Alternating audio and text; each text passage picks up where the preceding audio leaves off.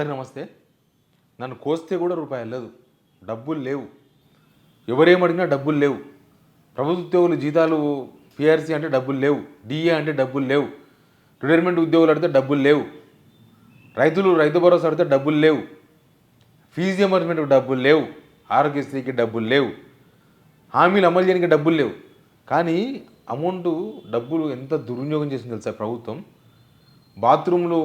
బాత్రూమ్లు రిపేర్ చేయించుకోనికే 70 లక్షలు, చిన్నగా 4 కుర్చీలు వేసుకొని కార్పెట్ వేసుకోనికే లక్షలు. అసలు అవేమీ సంపద సృష్టించవు.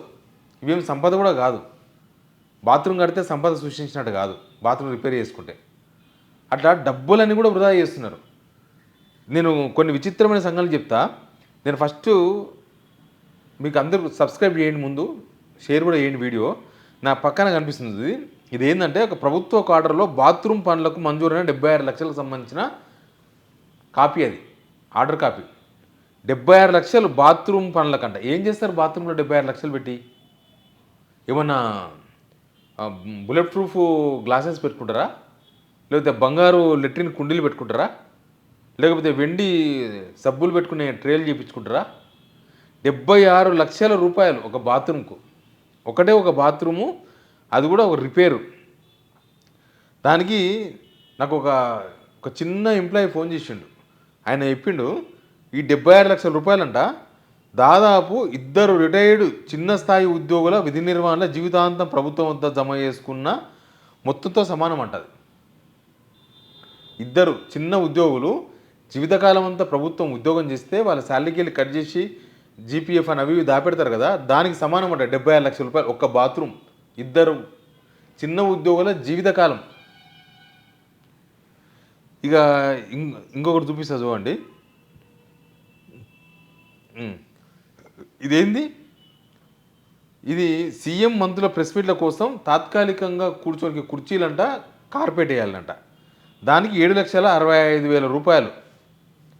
సెక్రటరీలో ఇప్పటికే చాలా హాళ్ళు ఉన్నాయి, చాలా కాన్ఫరెన్స్ రూమ్లు ఉన్నాయి. ఇదేం ఆస్తి సృష్టించే ఖర్చు కాదు కదా. మనం ప్రభుత్వ ధనం ఖర్చు పెడుతున్నామంటే ఆస్తి సృష్టించబడాలి. దానివల్ల ఉపాధి కూడా కలవాలి అవసరమైతే. కనీసం ఆస్తి లేకపోతే ఉపాధి, ఆ రెండూ లేవు. ప్రజలకు దీర్ఘకాల లాభం కూడా లేదు. ఏమున్నది? ఆ కార్పెట్ మళ్ళీ సంవత్సరం అయిపోయి మళ్ళీ ఇంకొకటి కొత్తది వేస్తారు, మళ్ళీ కొత్తగా టెండర్లు వేస్తారు. ఆ కుర్చీలు టెంపరీ కుర్చీలు అంట. అదేందో అర్థం కాలేదు. టెండర్ లేకుండా నామినేషన్ పద్ధతిలో ఇచ్చిండ్రు. ఇది టెండర్ కూడా కాదు. ఏం జరుగుతుందో తెలియదు. ఇన్ని రైతుల బకాయిలు, కాంట్రాక్టర్లకు బకాయిలు ఇన్ని ఉండగా ఈ తప్పుదారిల ఎందుకు కాంట్రాక్టులు ఇస్తుందో కూడా తెలియదు గవర్నమెంట్. రేవంత్ రెడ్డి ప్రభుత్వం చెప్పేది ఏంది? ఖజానా ఖాళీ. ఇవన్నీ ప్రచారము, ఇమేజ్ మేనేజ్మెంట్ ఖర్చు చేస్తారు. ఖజానా ఖాళీ, కానీ ఇట్లాంటి దానిలో మాత్రం ఈజీగా ఖర్చు చేస్తారు.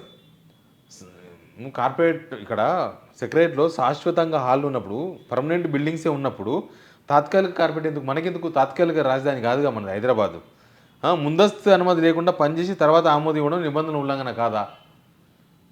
పని చేసేసిన తర్వాత మెల్లగా ఆర్డర్ బయటకు వస్తుంది. అది కూడా ఏదో జరిగిందన్న అనుమానమే. డబ్బులు లేని నిజమైతే ఇట్లాంటి ఖర్చు ముందు ఆపాలి ప్రభుత్వం.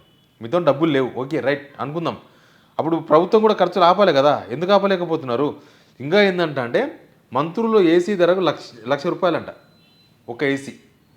బంజారాహిల్స్ రోడ్ నెంబర్ 13లో ఉన్న స్టాఫ్ క్వార్టర్స్ పార్కింగ్ ఏరియాల సీసీటీవీల ఏర్పాటుతో పాటు ప్యానెల్ బోర్డు డెస్సింగ్ పనులు, పాడైపోయిన ఎలక్ట్రికల్ సామాన్ల మార్పు కోసం 4,80,000 రూపాయలు విడుదల చేశానట.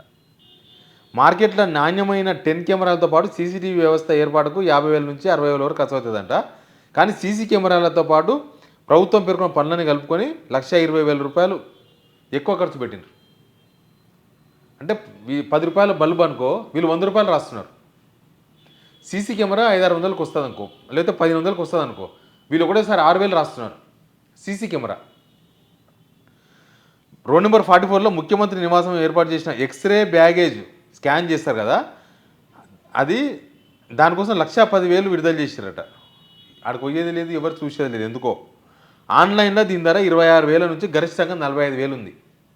ఆ స్కానింగ్ చేసేది 45,000, కానీ రిలీజ్ చేసింది 1,10,000 రూపాయలు.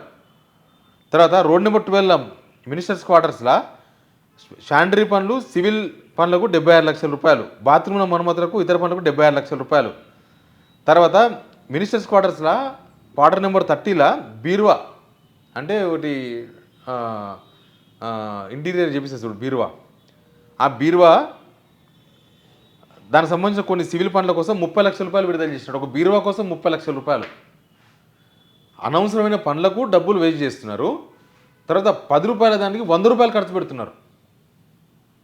దీనిలో ఎవరెవరు మెక్కుతున్నారో ఏమేం చేస్తున్నారో మినిస్టర్స్ క్వార్టర్స్ పేరుతోనే మినిస్టర్లు వాళ్ళ ఎమ్మెల్యేలు లేకపోతే అక్కడ వాళ్ళు ఇంటికి కూడా తీసుకుపోతున్నారు ఆ సామాన్లు, వాళ్ళతోనే ఎక్స్ట్రా పనులు ఏమైనా చేపిస్తున్నారా, కాంట్రాక్టర్లతో ఉన్న పర్సనల్ పనులు. ప్రజాధనం దుర్వినియోగం అవుతుంది, టూ మచ్ దుర్వినియోగం అవుతుంది. దుర్వినియోగం కూడా అనొద్దు, దీనికి అంతకు మించిన పదం ఏదైనా ఉంటే దాన్ని వాడాలి. అది జనాలకు ఖర్చు పెట్టికినేమో పైసలు లేవు, జనాలకు దేనికి ఖర్చు పెట్టడానికి మీతో డబ్బులు లేవంటారు. సంపద సృష్టించుకోవడం లేదు. ఇట్లాంటి సంపద సృష్టించేవి పెట్టకుండా కార్పెట్లు, బల్బులు, ఫ్యాన్లు, ఏసీలు, తర్వాత బండలు, రిపేర్లు అని లక్షల లక్షల రూపాయలు ఖర్చు పెడితే ఇదేం మళ్ళీ తిరిగి వచ్చేది గోడగొట్టిన సున్నమన్న గీకితే కొద్దిగా కింద పడుతుంది. ఇవన్నీ ఎవరు తింటున్నారు ఈ పైసలు? సీసీ కెమెరా అయితే మనకు తెలుసు కదా, 1500 రూపాయలు మ్యాక్సిమం సీసీ కెమెరా, పెద్ద మంచి క్వాలిటీ 6000 రూపాయలు 7000 రూపాయలు. సీసీటీవీ రిపేర్ చేసే వాళ్ళు పెట్టే వాళ్ళకి మీకు ఐడియా ఉంటుంది, 6000 పెట్టి సీసీ కెమెరా అంట. అట్లాంటివి 100 సీసీ కెమెరాలు. ప్రజాధనాన్ని కనబడకుండా నాకేస్తున్నారు. దీని మీద మీ రియాక్షన్ కూడా చాలా అవసరం. పబ్లిక్ రియాక్షన్ లేకపోతే పాలకులు ఇట్లే దోషేస్తారు. కాబట్టి మీ రియాక్షన్ చాలా అవసరం. కింద కామెంట్ బాక్స్లో చెప్పండి. Please subscribe.